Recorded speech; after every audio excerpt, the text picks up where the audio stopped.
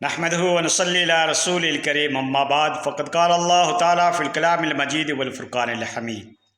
فاعوذ بالله من الشیطان الرجیم بسم اللہ الرحمن الرحیم اهدنا الصراط المستقیم۔ محترم سامعین اور معزز ناظرین اکرام، آج کا میرا جو ٹاپک موضوع ہے وہ کچھ منتخب پیغمبروں کے بارے میں ہے، کچھ ان کے اوپر جو کتابیں نازل ہوئی اس کے بارے میں ہے۔ آپ لوگ اسٹوریاں، کہانیاں، افسانے سنتے ہیں بگ پرسنالٹیز کے، مہان پروشوں کے، کرکٹر کے، فلمی اسٹار کے، بڑی بڑی بگ پرسنالٹیز کے، سیلیبریٹ کے آپ قصے سنتے ہیں، بکس کو دیکھتے ہیں کہ بھائی فلاں نے بہت بڑی کتابیں چھپی ہے، دنیا میں مقبول ہے، ایوارڈ ملے ہیں۔ لیکن آج میں آپ کو نبیوں کے قصہ سنا رہا ہوں جو قرآن اور حدیث کے پوائنٹ آف ویو سے ہمیں ملتے ہیں، اور جو ہر مومن کے بچہ بچی کو معلوم ہونا چاہیے، کیونکہ ہم سیلیبریٹ کو تو فالو کرتے ہیں لیکن پیغمبروں کی جو کہانیاں ہیں وہ کبھی کبھار سن لیا تو سن لیا، ہمارے بچے اس سے واقف نہیں ہیں۔ فلمی اسٹار سے واقف ہیں، نام بتا دیں گے، کرکٹر کا نام بتا دیں گے، لیکن انبیاء کرام کے بارے میں کچھ روشناس نہیں، کیونکہ انوائرمنٹ ہی نہیں ہے، ماحول ہی نہیں ہے، ہمارے گھروں کا دینداری کا ماحول ہی نہیں ہے۔ تو دوستو، اللہ تبارک و تعالیٰ نے اس روئے زمین کے اوپر 1.25 لاکھ پیغمبروں کو بھیجا، 1.25 لاکھ پیغمبروں کو بھیجا۔ ان میں سے کچھ پیغمبر جو ہیں اولو العزم کہلاتے ہیں، یعنی عظیم المرتبت، تلک فضلنا بعضهم علی بعض۔ تو ان پیغمبروں میں حضرت نوح علیہ السلام اولو العزم پیغمبر ہیں، پھر حضرت ابراہیم علیہ السلام، پھر حضرت موسیٰ علیہ السلام، پھر حضرت عیسیٰ علیہ السلام، پھر ہمارے پیغمبر اعظم محمد مصطفیٰ احمد مجتبیٰ سرور کائنات صاحب الاولاد سید الانبیاء رحمت للعالمین راحت للعاشقین مراد المشفقین صلی اللہ علیہ وسلم، جو سید الانبیاء بھی ہیں۔ تو دوستو، یہ 5 پیغمبر جو ہیں اولو العزم کہلاتے ہیں 1.25 لاکھ میں سے۔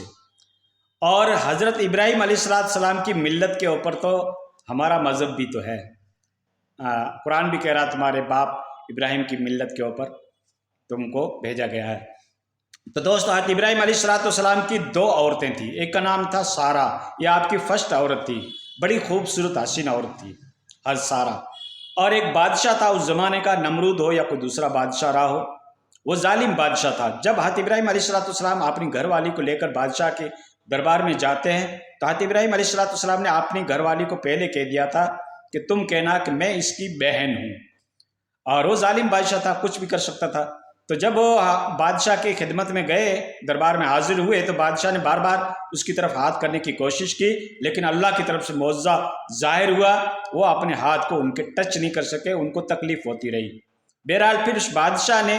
ایک اور عورت کو گفٹ کیا حضرت ابراہیم علیہ نبینا علیہ السلام کو، اور ان کا نام ہے ہاجرہ۔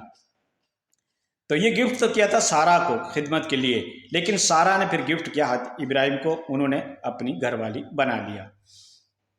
تو یہ عورتیں جو ہے حضرت ابراہیم علیہ السلام کی 2 عورتیں ہیں۔ حضرت سارہ جو آپ کی فرسٹ عورت ہے، اس کا لڑکے کا نام ہے اسحاق، اور اسحاق کے بیٹے کا نام ہے یعقوب، اور اس کو بنی اسرائیل لقب ہے آپ کا، بنی اسرائیل۔ ہم سنتے آ رہے ہیں بنی اسرائیل، بنی اسرائیل حضرت یعقوب علیہ السلام کا لقب ہے، جو حضرت ابراہیم کے پوتے تھے۔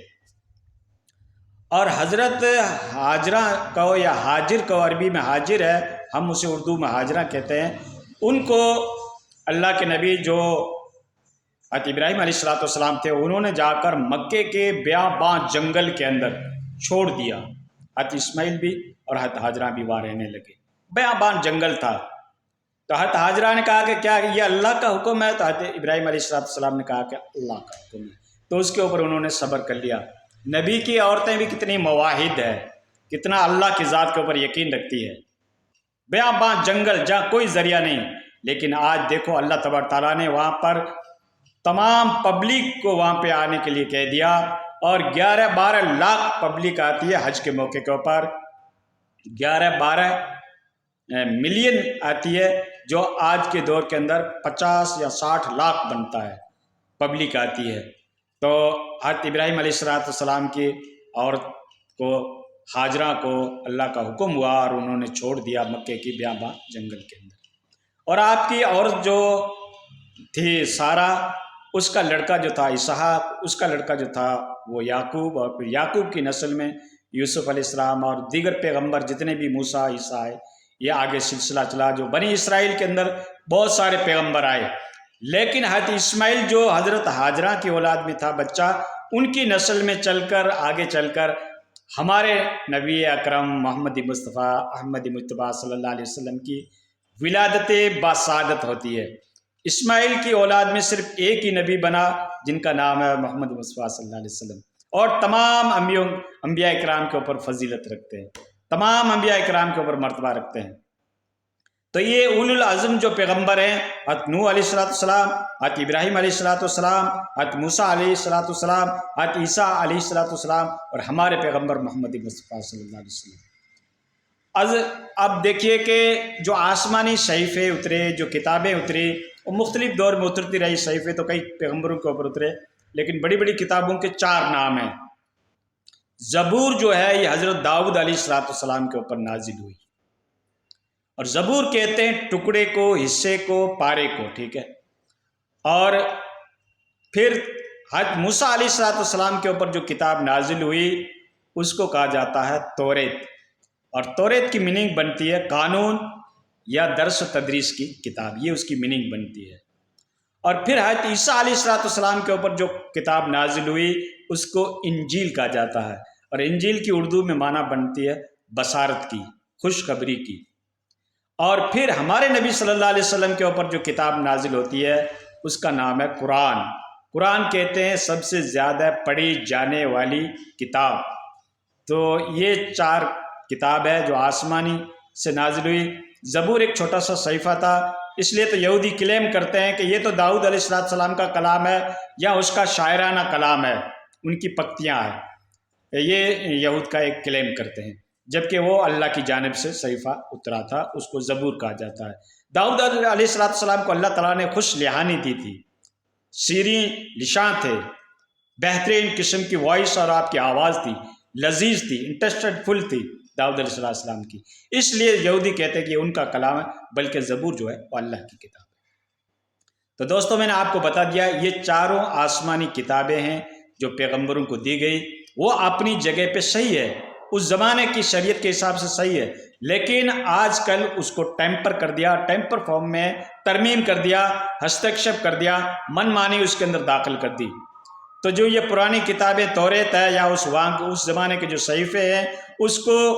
آج کی بھاشا میں بائبل کہا جاتا ہے یا اولڈ ٹیسٹمنٹ کہا جاتا ہے، اور انجیل کو نیو ٹیسٹمنٹ بھی کہتے ہیں انگریزی کے اندر۔ تو دوستو یہ جو سب کچھ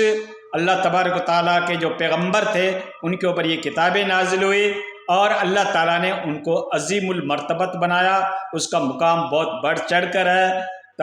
کیونکہ پیغمبر جو ہوتا ہے اس کا انتخاب، اس کا سلیکشن، اس کو جو چنا جاتا ہے وہ اللہ کی طرف سے چنا جاتا ہے، وہ نیکی کر کے، زہد کر کے، تقویٰ کر کے، پرہیزگاری اختیار کر کے، وہ کسبی نبوت نہیں ہوتی ہے، کسبی ولایت ہو سکتی ہے، کسبی نبوت نہیں ہے، وہ عطائی ہوتی ہے، وہابی ہوتی ہے، اللہ کی طرف سے عطا کی ہوئی ہوتی ہے، گفٹیڈ بائی گاڈ، اللہ کی طرف سے عطا کی ہوئی ہوتی ہے، اس کو نبی کہتے ہیں۔ تو دوستو ہمیں ان باتوں کو سیکھنا چاہیے، ان باتوں کو معلوم کرنا چاہیے، کس نبی کے اوپر کون سی کتاب نازل ہوئی، اور اس کے بارے میں ہمیں روشنی ہونی چاہیے، اتنی تو ہمارے پاس معلومات ہونی چاہیے کہ کون سی کتاب کس نبی کے اوپر نازل ہوئی۔ اور ہم جس کتاب کو فالو کر رہے ہیں یہ اسلام کی پرائمری کتاب ہے، اور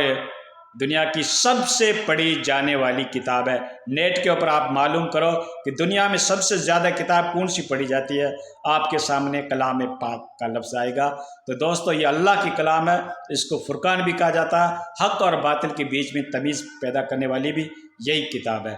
دوستو چہرے کی طرف مت جاؤ، چہرہ تو حضرت حسین علیہ السلام کو جب شہید کیا گیا، اور آپ کے چہرے کو